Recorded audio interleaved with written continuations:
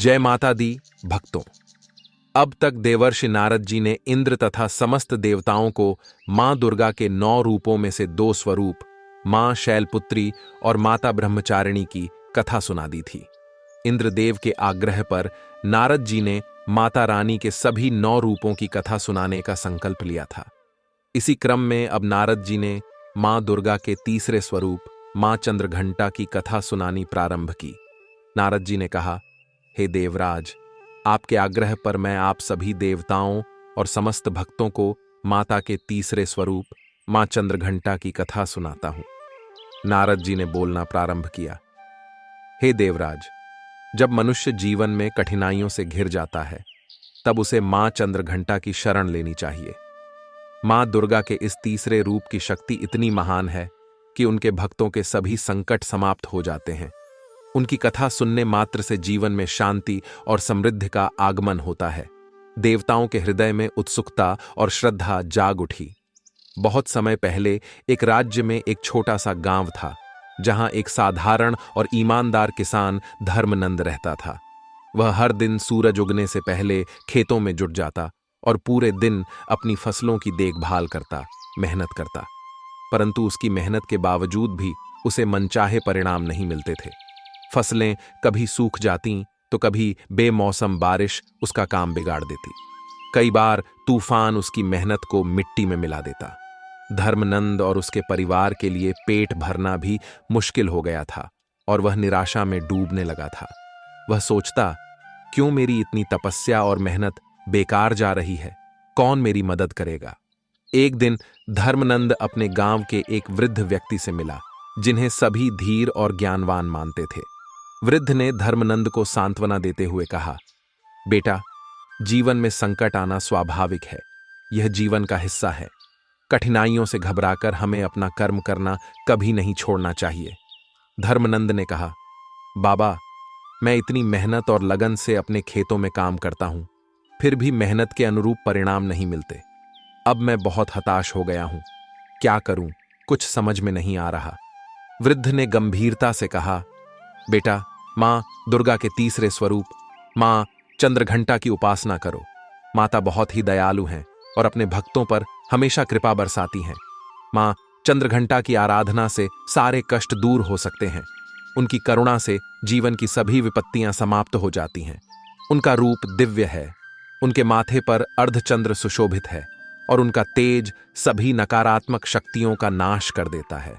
उनके शस्त्रों से बुराइयों का अंत होता है और उनके भक्तों को अपार शांति और सुख की प्राप्ति होती है। धर्मनंद ने वृद्ध की बातें बड़े ध्यान से सुनी और कहा, बाबा, जैसा आप कह रहे हैं, मैं आज से मां चंद्रघंटा की उपासना शुरू करूंगा। धर्मनंद ने घर आकर मां चंद्रघंटा की उपासना करने का संकल्प लिया। उसने मां चंद्रघंटा के लिए घर के एक कोने में एक विशेष स्थान बनाया, जहां एक छोटी सी वेदी पर माता की तस्वीर लगाई। हर दिन वह माता की भक्ति में लीन हो जाता। उसकी आंखों में मां के प्रति असीम श्रद्धा और विश्वास था। धर्मनंद हर सुबह जल्दी उठकर नित्य कर्म से निवृत्त होकर माता की तस्वीर के सामने बैठता, धूप दीप जलाकर भोग अर्पित करता और मां की आरती करता। वह पिछले दिन का सारा हाल भी माता को सुनाता और ऐसा करने के बाद अपने खेतों में काम करने चला जाता। समय बीतता गया और धर्मनंद को महसूस हुआ कि माता से अपना हाल सुनाने पर उसका मन हल्का हो जाता। इससे उसे मानसिक रूप से शांति मिलने लगी। एक रात जब धर्मनंद ध्यान मग्न था, उसे एक दिव्य स्वर सुनाई दिया। धर्मनंद, मैं चंद्रघंटा हूँ।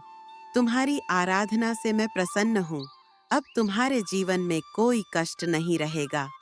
तुम्हारे समर्पण ने मुझे प्रसन्न किया है और मैं सदैव तुम्हारे साथ हूँ। जब भी तुम पर कोई विपत्ति आएगी, याद रखना, मैं तुम्हारी रक्षा करूंगी। धर्मनंद ने अपनी आंखें खोलीं और उसकी आत्मा में एक नई शक्ति का संचार हुआ। उसकी मेहनत और मां चंद्रघंटा की कृपा से उसकी फसलें धीरे धीरे बेहतर होने लगीं। बाजार में उसकी फसलें अच्छे दामों पर बिकने लगीं, जिससे उसकी आर्थिक स्थिति भी सुधरने लगी।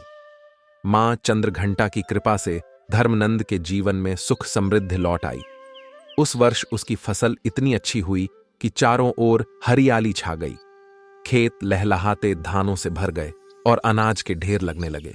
गांव के लोगों ने इसे एक चमत्कार के रूप में देखा और समझा कि यह मां चंद्रघंटा की असीम कृपा का ही परिणाम है। नारद जी ने अपनी कथा समाप्त करते हुए कहा, हे देवराज, जो कोई भी सच्चे मन से मां चंद्रघंटा की इस पावन कथा को सुनता है, उसके जीवन से सभी विपत्तियां दूर हो जाती हैं। मां की कृपा से उसे अपार शांति, समृद्धि और आत्मिक बल की प्राप्ति होती है।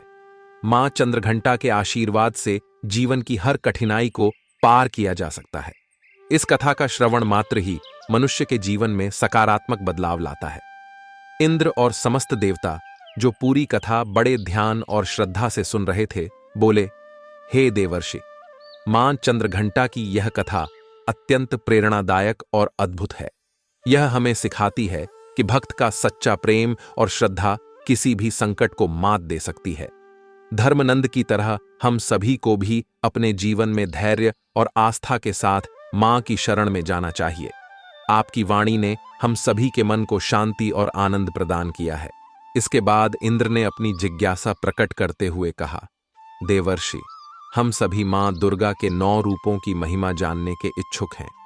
आपने मां चंद्रघंटा की कथा सुनाई, अब कृपया हमें मां दुर्गा के चौथे रूप की कथा सुनाइए।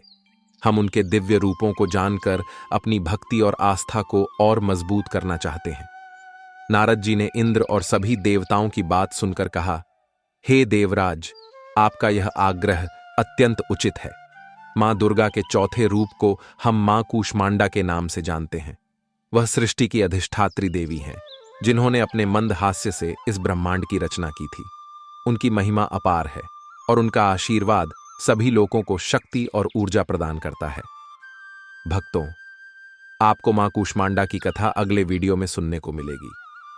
भक्तों, मुझे उम्मीद है कि आपको यह कथा अवश्य पसंद आई होगी। ऐसी और भी कथाएं सुनने के लिए चैनल को सब्सक्राइब करें और कमेंट बॉक्स में जय माता दी लिखना न भूलें।